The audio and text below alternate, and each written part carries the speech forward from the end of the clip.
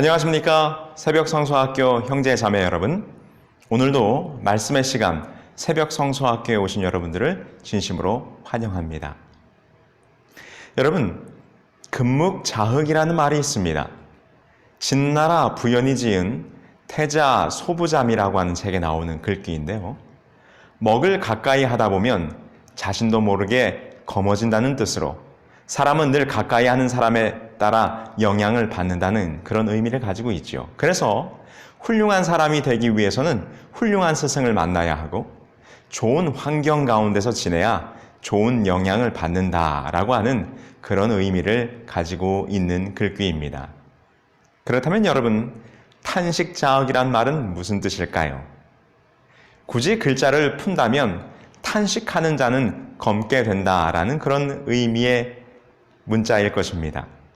사실 이것은 제가 이번 강의를 위해서 금묵자흑이라는 말에 빗대어 지어낸 말입니다. 먹을 가까이 하면 당연히 검은 먹물이 묻기 쉬우니 검게 되는 것은 당연할 터인데 탄식하는 자, 곧 울며 슬퍼하는 자가 검게 된다는 것은 무슨 연유일까요? 여러분 궁금하시죠? 그럼 오늘의 공부를 함께 살펴보시면서 이 탄식자흑의 의미가 과연 영적으로 오늘 우리들에게 어떠한 의미를 가지고 있을지 함께 생각해 보도록 하겠습니다. 오늘 여러분들과 함께 요한계시록 7장을 공부하게 될 텐데 7장을 보시면 인을 맞은 성도들이 등장합니다. 요한계시록 7장의 장면은 우리가 지난 시간까지 공부했던 6번째 인이 떼어지던 장면과 그리고 마지막 7번째 인이 개봉되는 그 사이에 삽입구적으로 들어가 있습니다. 6째 인은 결론 부분에서 우리를 그리스도의 재림으로 이어지는 지상 역사 최후의 사건으로 이끌어갔던 것을 여러분 기억하실 것입니다.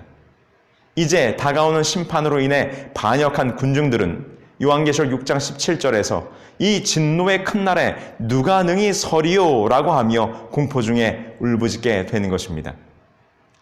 바로 이 요한계시록 7장은 이러한 질문에 대답을 주는 것 같습니다. 그 큰 날에 능히 설 수 있는 사람은 14만 4천인과 큰 무리들이다 라고 이렇게 요한계시록 7장은 우리들에게 답을 주고 있는데요. 따라서 요한계시록 7장은 인침을 받은 14만 4천인에 관한 첫 번째 부분과 그리고 큰 환난을 통과하고 하나님 보좌 앞에 서 있는 큰 무리에 관한 두 번째 부분으로 나뉘어져서 우리들에게 소개가 되어지고 있습니다. 과연 그 큰 환난과 그 시련의 시기를 견디고 하나님의 보좌 앞에 하나님의 인을 받아 그 앞에 서게 되는 자들은 과연 누구일까요? 오늘 요한계시록 7장을 함께 공부하시면서 과연 인 맞은 자들은 누구인가? 또 우리는 어떻게 인을 맞을 것인가에 대하여 함께 공부해 보도록 하겠습니다. 여기 요한계시록 7장 1절로 3절에 있는 말씀을 함께 보시죠. 이 일 후에 내가 내 천사가 땅 네 모퉁이에 선 것을 보니 땅의 사방의 바람을 붙잡아 바람으로 하여금 땅에나 바다에나 각종 나무에 불지 못하게 하더라.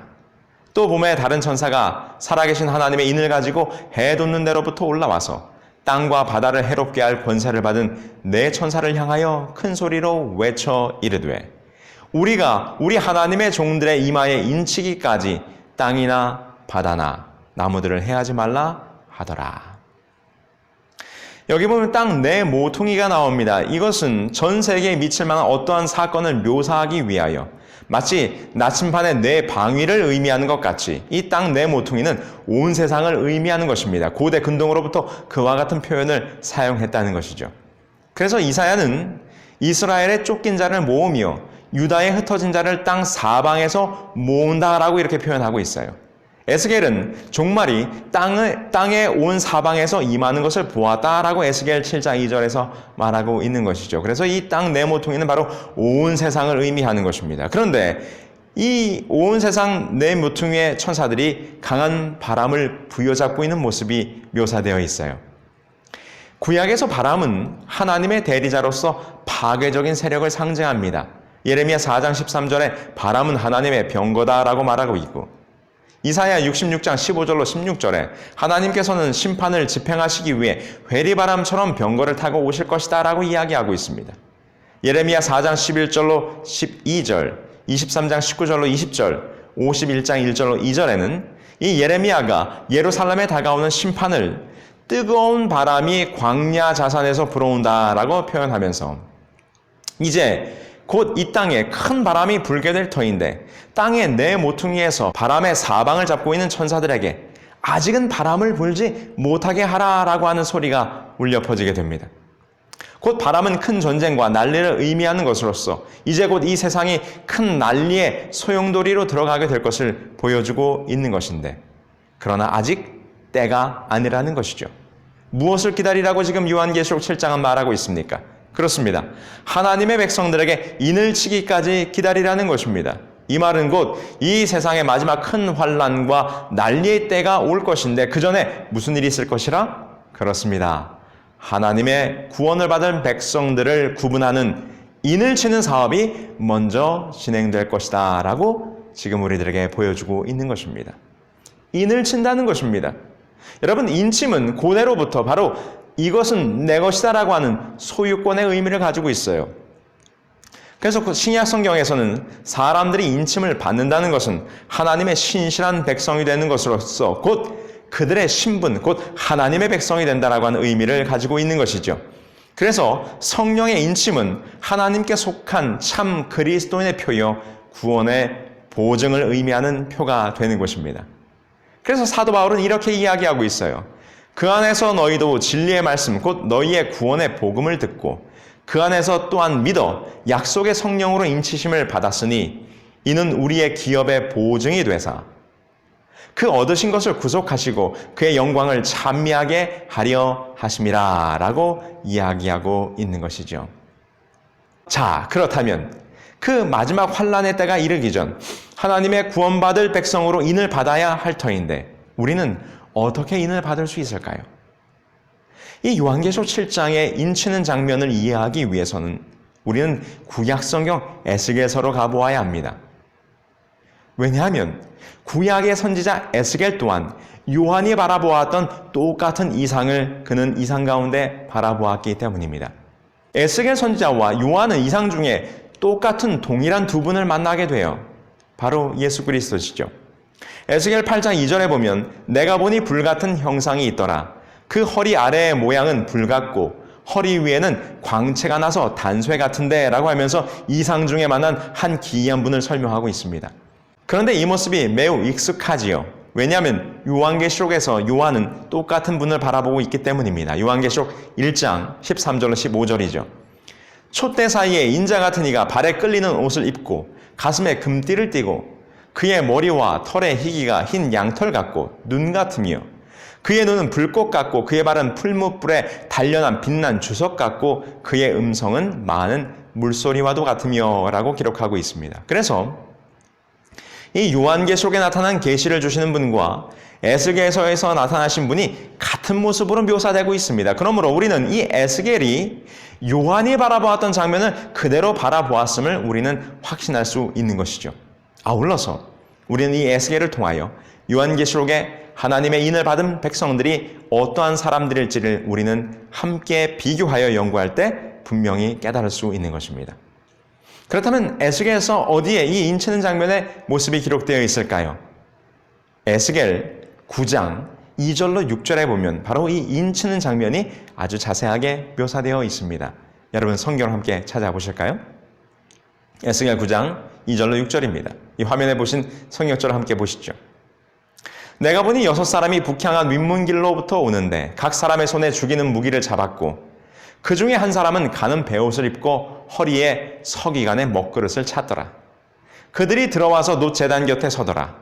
그룹에 머물러 있던 이스라엘 하나님의 영광이 성전 문지방에 이르더니 여호와께서 그 가는 베옷을 입고 서기관의 먹그릇을 찬 사람을 불러 여호와께서 이르시되 너는 예루살렘 성읍 중에 순행하여 그 가운데에서 행하는 모든 가증한 일로 인하여 말미암아 탄식하며 우는 자의 이마에 표를 그리라 하시고 그들에 대하여 내 귀에 이르시되 너희는 그를 따라 성읍 중에 다니며 불쌍히 여기지 말며 긍휼을 베풀지도 말고 쳐서 늙은 자와 젊은 자와 처녀와 어린아이와 여자를 다 죽이되 이마에 표가 있는 자에게는 가까이 하지 말라. 내 성소에서 시작할지니라 하시매 그들이 성전 앞에 있는 늙은 자들로부터 시작하더라. 자, 여러분 머릿속으로 한번 상상해 보세요. 에스겔이 보는 가운데 먹그릇을 찬 한 사람의 모습이 등장합니다. 그리고는 그 뒤를 이어 살육하는 기계를 가진 자들이 나타나서 예루살렘 성읍을 순행하여 다니는데, 그 가운데 예루살렘에서 벌어지고 있는 가증한 일로 인하여 울며 탄식하는 자에게는 무엇하라고요? 그 이마에 표를 하라는 것입니다. 그런데 그 이마에 표를 받지 못한 사람은 늙은이로부터 어린아이까지 누구든지 가차없이 죽이라고 하는 명령을 하나님께서 하게 되는 것을 에스겔은 바라보게 되는 것입니다. 그렇다면 여러분, 여기서 분명하게 말하고 있는데 그 인을 받는 자들은 무엇 때문에 인을 받는다고 하는 것입니까? 다시 말해서 그 인을 받는 조건이 무엇입니까? 에스겔은 말하기를 예루살렘 성읍 중에서 벌어지고 있는 가증한 일로 인하여 탄식하며 우는 자에게 인을 치라라고 분명히 이야기하고 있습니다. 그러면 도대체 예루살렘 성 안에서 어떠한 일이 벌어지고 있었길래, 어떠한 가증한 일이 있었길래 그곳으로 말미암아 울며 탄식해야 한다라고 이야기하고 있을까요?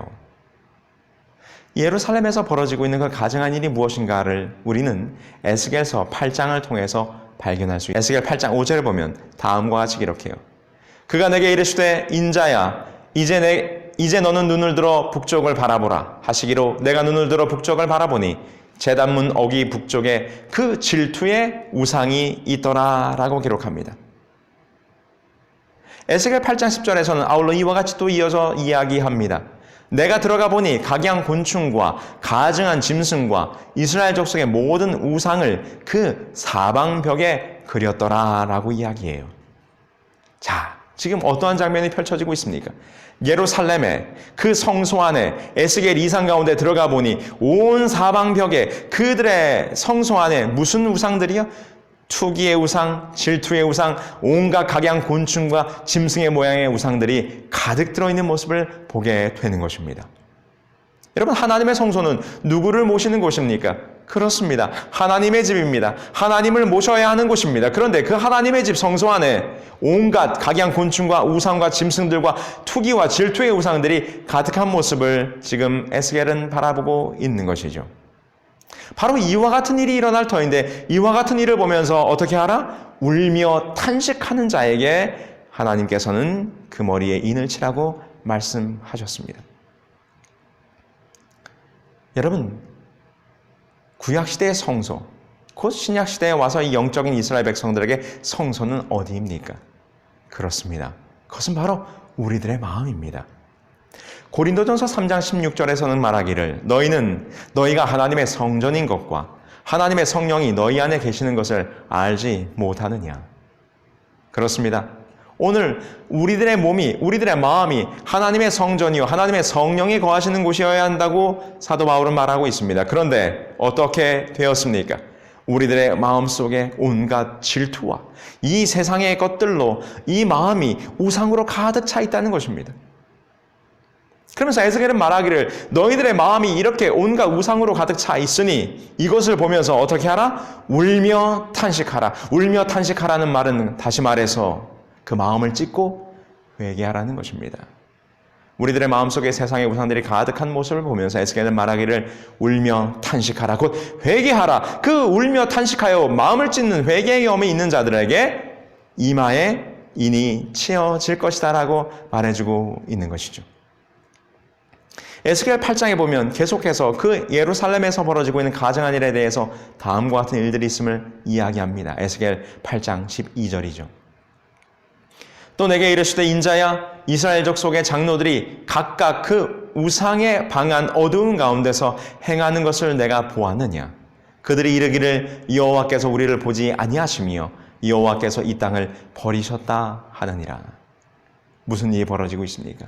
그렇습니다. 장로들이 하나님의 성소에서 우상의 어두운 방안 가운데서 그들이 우상을 숭배하고 있습니다. 그들이 뭐라고 말합니까? 하나님이 우리를 어찌 보겠느냐? 여호와께서 이 땅을 버리셨도다라고 말하면서 장로들, 이 교회의 지도자들이, 이 교회의 리더들이 하나님을 떠나서 이 세상으로 그들의 마음이 기울어지고 있는 모습을 보게 되는 것입니다. 마지막 때에 인치는 사업이 진행되기 직전, 이 마지막 시대에 그와 같은 정말 가증스러운 일, 울며 통탄할 일들이 벌어질 것을 에스겔은 우리들에게 보여주고 있는 것이죠. 그러면서 에스겔 8장 14절에 보면 거기에 수많은 백성들이 담무스를 위하여 애곡하더라라고 기록하고 있어요. 여기 보면 아주 특별히 담무스라고 하는 우상에 대해서 에스겔은 콕 집어서 이야기를 하고 있습니다. 이 담무스 숭배 사상이 교회 안에 들어올 것을 이야기하고 있는 것이죠. 이 사탄의 교회는 제11장 1절로부터 9절에 나오는 이 바벨탑 사건을 통하여 공식적으로 이 인류의 문명 가운데 들여왔습니다. 아마도 태초에 에덴 동산 매우 가까운 기름진 이 시날 평지에서 더러운 첫삽이, 이 바벨탑을 짓는 첫삽이 마귀를 경배할 목적으로 세워진 것으로 우리는 볼 수 있는 것이죠. 이 사단의 첫 번째 전임 사역자는 바로 노아의 사악하고 배교적인 손자였던 니므롯이라고 성경은 이야기합니다. 이 세속사 역사와 전통이 우리에게 니므롯이 자신만큼 사악하고 악마 같은 여자와 결혼했다는 것을 우리에게 보여주는데 그녀의 이름은 시메리무스라고 하는 여자였다는 것입니다. 그런데 이 시메리무스라고 하는 여자는 장차 올 구세주에 대한 하나님의 약속, 곧 창세기 3장 15절의 약속을 알고 있었어요. 그래서 그녀는 뻔뻔스럽게도 자신이 낳은 장자인 담무스, 그녀의 아들이 그 예언을 성취할 메시아라고 생각을 했다는 것입니다. 그래서 이 담무스 숭배 사상이 바로 이 바벨론의 종교에서 시작되게 되는데, 바벨론 사람들이 섬기는 남신 중에 하나가 바로 이 담무스입니다. 이 풍요를 상징하는 담무스는 시리아의 아도니스와 애굽의 오시리스의 숭배 사상과 연결이 되고 있어요. 그래서 온 문명 가운데 이 담무스의 숭배 사상이 전파가 된 것이죠.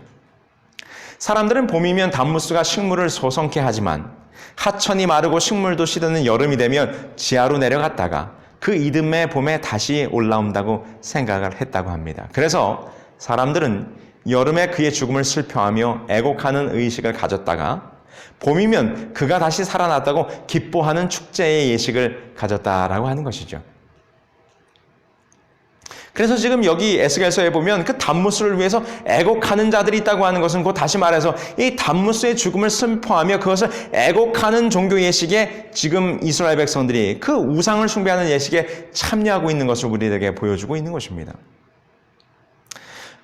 이 시메리무스는 그 후 즉시 자신과 자기 아들을 거룩한 숭배의 대상으로 하는 종교 체계를 설립하게 됐는데, 그녀는 스스로 최초의 대제사장이 되었고 이와 같은 종교의 의식, 다시 말해서 그 어미와 그 아들을 동시에 섬기는 이 모자 숭배 사상이 온 세계의 문명과 문화 가운데, 종교 가운데 그 사상이 퍼지게 되었다고 하는 것입니다. 심지어 어디까지요? 모자 숭배 사상이 이 교회 안으로까지 유입되게 되어 중세 로만 캐톨릭 시절에 수많은 이교도의 관습들이 교회 안으로 들어올 때 이 모자 숭배 사상이 함께 들어오게 되었어요. 그래서 어떻게 되었습니까? 성모 마리아와 아기의 모습, 그것을 숭배하는 사상이 곧 이 담무스를 위해서 애곡하는 그 사상 가운데서 영향을 받았음을 우리는 보게 되는 것입니다. 심지어 다시 말해서 이 예루살렘 성소에서 담무스를 위해서 애곡하듯이 지금 이 교회 안에서도 이렇게 이교의 사상과 숭배들이 많이 들어와 있다고 하는 것을 에스겔은 우리들에게 보여주고 있어요. 자, 여기서 한 가지 우리는 더 살펴봐야 됩니다. 정말 더 놀라운 사실입니다. 에스겔 8장 16절에 보면 하나님의 제사장 25인이 하나님의 성소의 문과 그 성막 사이에서 동방태양을 향하여 경배하고 있는 모습을 에스겔은 보게 됩니다. 여러분, 성소의 문은 동쪽에 있었습니다. 왜 동쪽에 있었는가?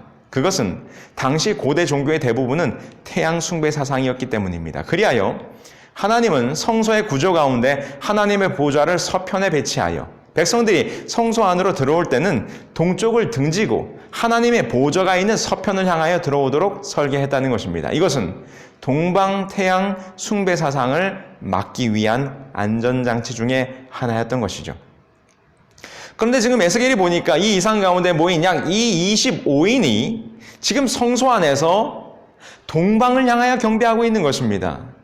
여러분, 동방태양을 숭배하는 사상, 어떻게 성소 안에서 태양을 숭배하는 일을 벌일 수 있을까?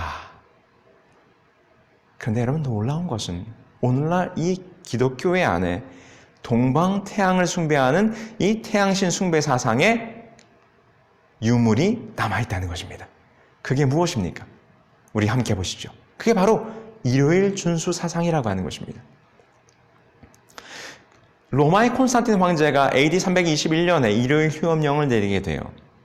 이 321년 콘스탄티누스는 황실 점성관 율리우스 피르마쿠스 마테누스와 그리고 가이사랴 교회의 감독이었던 유세비우스를 어전에 불러들여서 이 태양신과 기독교를 합하여 제3의 종교를 탄생시키도록 하는 명령을 내리게 됩니다. 유세비우스 감독은 안식일 축제가 일요일로 변경됨을 선언하게 되는데, 당시 그들은 그리스도교에서 신봉하는 예수는 의의 태양이시요, 또 로마인들이 숭배하는 태양신 가운데 그 불패의 태양은 미트라, 불패의 태양 미트라와 동신이명이라고 주장을 하게 된 것입니다. 예수님도 의의 태양, 미트라도 불패의 태양. 그러니 이 신은 이름만 다를 뿐 하나의 신이다라고 이렇게 주장을 했다는 것이죠. 이러한 논리가 교회의 일요일 예배를 합리화 혹은 정당화하는 그런 신학적 근거로 사용이 되었어요. 이들로부터 소위 일요일 신성론, 그 후에 영원불멸설 등이 발생되었고, 나중에 크리스마스 경축제와 마리아 숭배 사상들이 교회로 도입되게 된 것이죠. 이교회 사상들이 들어오게 된 것입니다. 그래서 이 가장 유명한 교회 역사 중에 하나였던 이 유세비우스도 고대의 일요일 신성론 학자들처럼 주 예수 그리스도를 참빛 또는 의의 태양과 관련시켜서 자주 언급을 하면서 말입니다. 그래서 이 태양의 날을 상징학적인 의미로 해석하여 일요일 준수를 정당화했다는 것입니다. 썬데이, 바로 태양의 날, 이날 의의 태양이신 예수 그리스도를 경배하는 것이 마땅하다, 이렇게 주장했다는 것이죠. 자, 여기 유세비우스의 저술 시편 주애라는 책에 보면 다음과 같이 기록하고 있어요. 로고스는 안식일 축제를 새로운 연합으로 인하여 빛의 부활일로 옮기셨다. 그는 우리에게 그 빛의 첫날을 주님의 구원의 날에 있을 참 쉼의 모형으로 주셨다.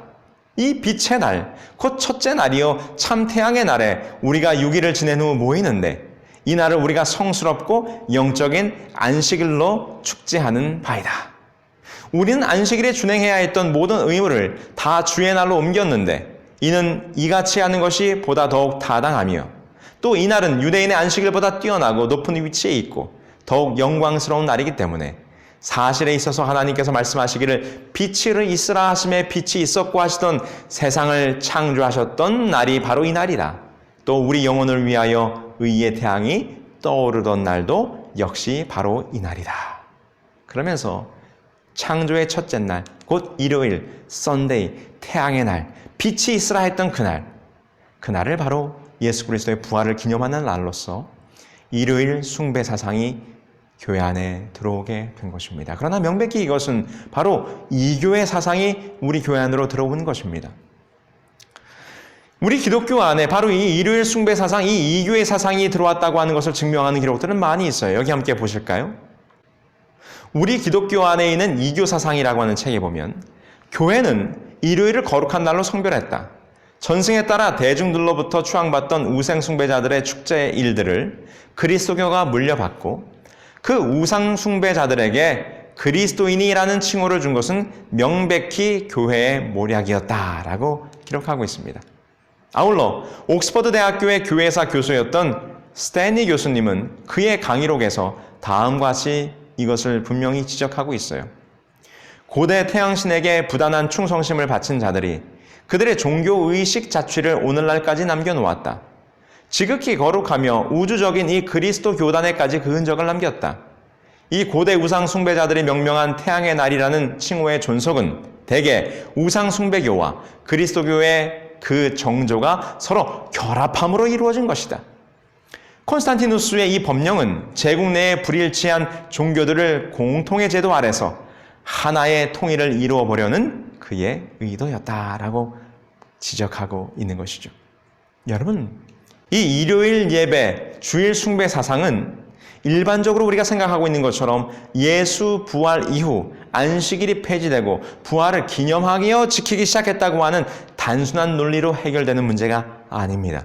왜냐하면 일요일 예배가 뿌리 내리고 자리를 잡아 교회의 예배일이 되기까지는 수많은 이교들과 로마의 황제들과 이교적 신학자들의 영향과 그리고 태양신과의 관계, 그리고 엄청난 투쟁의 역사를 통해서 바로 이루어진 비성서적인 제도임을 우리는 알아야 하는 것입니다. 하나님의 성소에서 하나님의 제사장 25인이 동방태양을 향하여 경배하고 있는 것처럼 오늘날 기독교 내에 여전히 이 이교의 숭배사상, 태양을 향하여 숭배하던 그 태양일 숭배사상, 곧 주일사상이 들어와 있다라고 하는 것입니다. 흔히 소위 주일이라고 불리우는 일요일이 하나님께서 엄중히 금지한 태양신을 숭배하는 날이라는 사실과, 그리고 그 우상을 숭배하는 날에 우리가 지금 하나님을 경배하고 있다는 사실을 안다면 이것은 참으로 기독교인이라면, 참된 기독교인이라면 울며 탄식하지 않을 수 없는 역사적 사실인 것입니다. 지금 에스겔은 그와 같은 장면을 바라보고 있는 것입니다. 여러분, 성경에서는 어느 날을 지키라고 말하고 있습니까? 에스겔 20장 12절에 내가 그들을 거룩해 하게 하는 여호와인 줄을 알게 하려고 내 안식일을 주어 그들과 나 사이에 표징을 삼았노라 라고 이야기하지 않습니까? 출애굽기 31장 13절에도 너는 이스라엘 자손에게 말하여 이르기를 너희는 나의 안식일을 지키라. 이는 나와 너희 사이에 대대의 표징이니 나는 너희를 거룩하게 하는 여호와인 줄을 알게 함이라 라고 기록하고 있는 것입니다. 여러분, 안식일이 하나님과 우리 사이에 내가 그분의 백성임을 나타내는 중요한 표가 된다라고 이렇게 말하고 있어요. 지금 에스겔이 인치는 작업에 대해서 우리들과 이야기하면서 이 동방 토양을 향하여 경배하는 오늘날의 이 모습을 바라보면서 우리들에게 뭐라고 말하는가? 울며 탄식하며 회개하라고 말하고 있는 것입니다. 바로 그와 같은 자들에게 인치는 일이 벌어질 것이다 라고 이야기하고 있는 것이죠. 자, 이제 다시 요한계시록으로 넘어와서 요한계시록 7장의 나머지 부분을 함께 보도록 하겠습니다. 요한계시록 7장 4절에 보니까 내가 인침을 받은 자의 수를 들으니 이스라엘 자손의 각 지파 중에서 인침을 받은 자들이 14만 4천 명이더라 라고 기록하고 있어요. 14만 4천 명은 우리는 상징적인 수로 생각합니다. 이 숫자는 분명히 12 곱하기 12 곱하기 1000 이렇게 우리가 구분해 볼 수 있어요. 왜냐하면 12은 구약 이스라엘의 12지파의 수며 또한 12사도의 터 위에 건축된 교회를 의미하는 것입니다. 다시 말해서 이 12이라고 하는 숫자는 바로 12지파와 12사도, 이는 구약과 신약의 이스라엘 백성들을 대표하는 것으로서 구약의 육적인 이스라엘 백성들과 신약의 영적인 이스라엘 백성들, 곧 구원받을 백성들의 상징적인 수로 우리는 이것을 생각해 볼 수 있는 것이죠. 그러면서 요한계시록 7장 9절에 보면 큰 무리를 바라보게 돼요. 이 일 후에 내가 보니 각 나라와 족속과 백성과 방언에서 아무도 능히 셀 수 없는 큰 무리가 나와 흰옷을 입고 손에 종려 가지를 들고 보좌 앞과 어린양 앞에 서서라고 기록합니다. 내가 보니 아무라도 능히 셀 수 없는 큰 무리가 여기 등장합니다. 그런데 우리는 이 큰 무리와 방금 전에 얘기했던 14만 4천의 무리는 같은 그룹인 것으로 우리는 생각해 보고 있어요. 왜 그런가 하면 요한계시록에 보면 같은 패턴으로 지금 요한은 이상을 바라보여요. 어떤 패턴인가 하면 처음에 요한은 이상을 볼 때마다 먼저 그 소리를 듣습니다. 그리고 그 후에 보게 돼요. 요한계시록 1장에서 그는 그의 뒤에서 나팔소리 같은 큰 음성을 들었다라고 기록합니다. 그리고 그 후에 그가 돌아서서 보니 7 촛대 사이에 거니시는 예수님을 보게 돼요. 요한계시록 5장에서는 유다 지파의 사자가 이기었다는 소식을 듣게 되고 그가 돌이켜 사자를 보았을 때 그는 죽임당한 어린 양이심을 그가 확인하게 돼요. 요한계시록 17장에 보면 그는 많은 물 위에 앉은 큰 음녀에 대해서 소리를 듣게 됩니다. 그리고 그가 돌아서서 보니 붉은 짐승 위에 타고 있는 여자가 바로 바벨론이라고 하는 이름으로 앉아있는 것을 보게 되는 것입니다. 지금 여기에도 똑같은 패턴이 적용되고 있어요. 요한계시록 7장에서 그가 먼저 소리를 들으니 14만 4천이라고 이야기했습니다. 근데 그가 돌이켜서 보니까 그 무리가 얼마나 많은지 아무라도 셀 수 없는 큰 무리라라고 이렇게 설명하고 있는 것이죠. 그래서 14만 4천 명이라고 들었고 보니 큰 무리인 것으로 보아서 이 큰 무리와 14만 4천은 같은 무리인 것으로 우리는 확인해 보게 되는 것이죠. 자, 그러면서 요한계시록 7장 15절에 그러므로 그들이 하나님의 보좌 앞에 있고 또 그의 성전에서 밤낮 하나님을 섬김에 보좌에 앉으신 이가 그들 위에 장막을 치시더라 라고 기록하고 있습니다. 장막을 치시리니 하나님께서 자기의 임재의 장막을 그분의 백성 위에 펼치신다는 것입니다. 이것은 광야에서 이스라엘 백성 중에 계셨던 하나님의 임재를 생각나게 합니다. 구름 기둥과 불 기둥으로 그 백성들을 둘러 진치셨던 그 모습을 보게 되는 것이죠.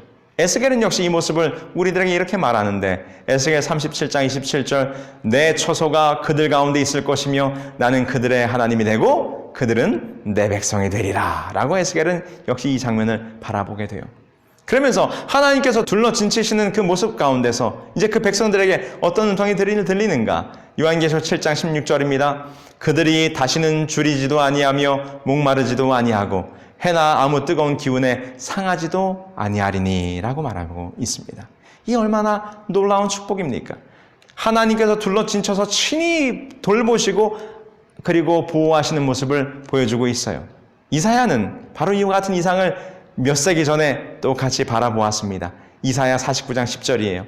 그들이 줄이거나 목마르지 아니할 것이며 더위와 볕이 그들을 상하지 아니하리니 이는 그들을 긍휼히 여기는 이가 그들을 이끌되 샘물 근원으로 인도할 것임이라 이렇게 기록하고 있는 것입니다. 뜨거운 열기와 굶주림과 목마름 그리고 눈물과 이 큰 환난의 재앙의 시대가 다가올 것이지만 하나님께서는 그 시련 가운데서 하나님의 인을 맞은 백성들은 보호하시고 인도하실 것이라고 하는 분명한 약속을 우리들에게 보여주고 있는 것입니다. 여러분, 오늘 우리는 요한계시록 7장을 통하여 하나님의 보좌 앞에 하나님의 인을 받은 그 무리들의 모습을 함께 보았습니다. 우리 또한 그 하나님의 보좌 앞에서 하나님의 둘러진치는 장막 안에서 보호함과 인도하심을 누릴 하나님의 백성이 되어야 할 것입니다. 우리의 이마에 하나님의 인이 쳐져야 할 것입니다. 그럼 과연 우리는 이 시간 어떻게 해야 하겠습니까? 우리가 오늘 공부한 것처럼 에스겔이 오늘 우리들에게 권면하기를 울며 탄식하는 자에게 인을 치게 될 것이라. 사람들의 마음속에 우상들이 가득하고 세상의 우상을 섬기며 하나님의 성전에서도 태양신을 숭배하는 가증한 일들이 지금 오늘날 이 세계에 이 기독교 안에 벌어지고 있어요. 그것을 바라보면서 울며 탄식하는 자, 다시 말해 그것을 보며 진정으로 마음을 찢고 회개하는 자에게 하나님께서는 서기관의 먹그릇을 찬 사람을 통하여 인을 치게 할 것이다 라고 말하고 있는 것입니다. 사랑하는 우리 새벽성서학교 형제 자매 여러분, 그 요한이 바라보았던 하늘 보좌 앞에 있었던 14만 4천의 무리에 다 들고 싶으십니까? 그렇다면 오늘 여러분의 마음속에 진정한 회개가 함께하기를 간절히 소망합니다. 옷을 찢는 것이 아니라 마음을 찢고 마음속 우상을 제하고 하나님의 진리를 회복하고 하나님께 나아와 회개하여 하나님께 돌아옴으로 정말로 하나님 앞에서 울며 탄식하는 자의 모습을 보이게 될 때, 그렇게 회개하는 자, 그렇게 울며 탄식하는 자에게 서기관의 먹그릇을 찬 사람으로 하여금 인을 치시게 하겠다고 하는 그 말씀을 여러분 기억하셨어?